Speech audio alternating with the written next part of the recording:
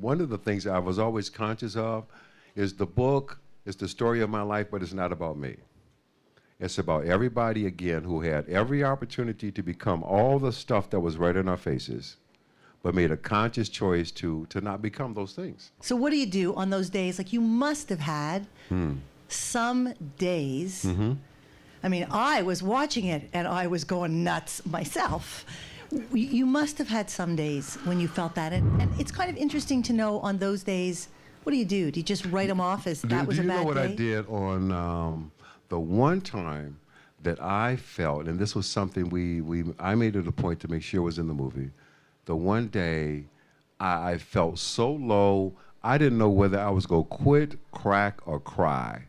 My son and I had finally gotten a place to live. We were off the streets now. We're living in a place in Oakland, California. I got home only to find out the local utility couldn't wait another day to get that $18 I owed them, so they turned the lights out. I had to give my baby a bath by candlelight. And this was where I was beginning to say to myself, well, where am I trying to get us to? Are we making any progress? How much longer can I do this? And again, to that concept of embracing light, this little boy, my son, 2 years old, stood up in the bathtub and says to me, Papa, you know what?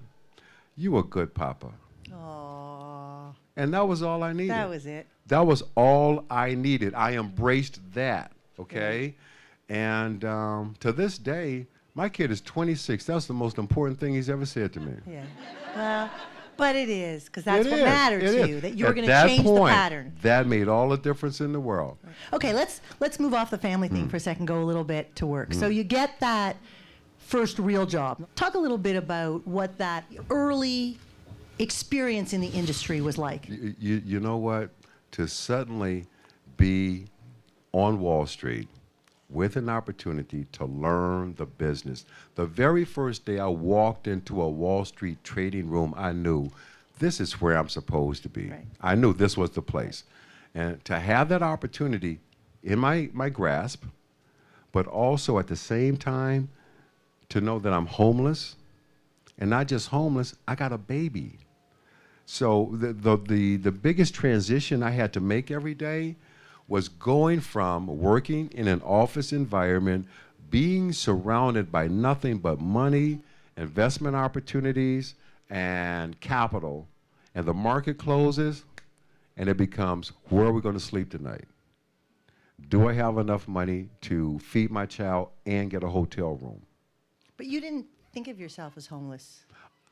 You were just without shelter. We were homeless, but we were not hopeless. Right. Therein lies the difference.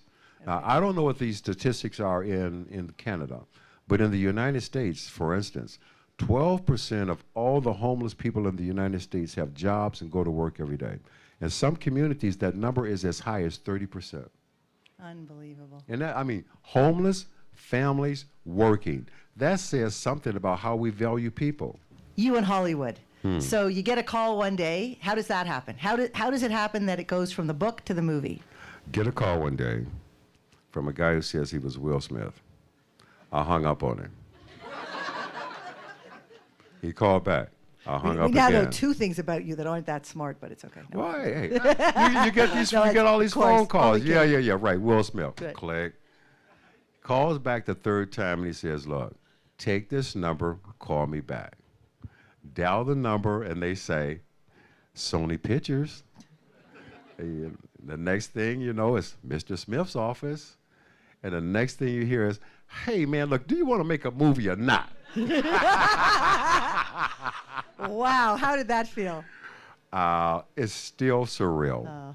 But I have to tell you, what a wonderful, sweet, lovable guy. What you see is what you get. He's the real deal.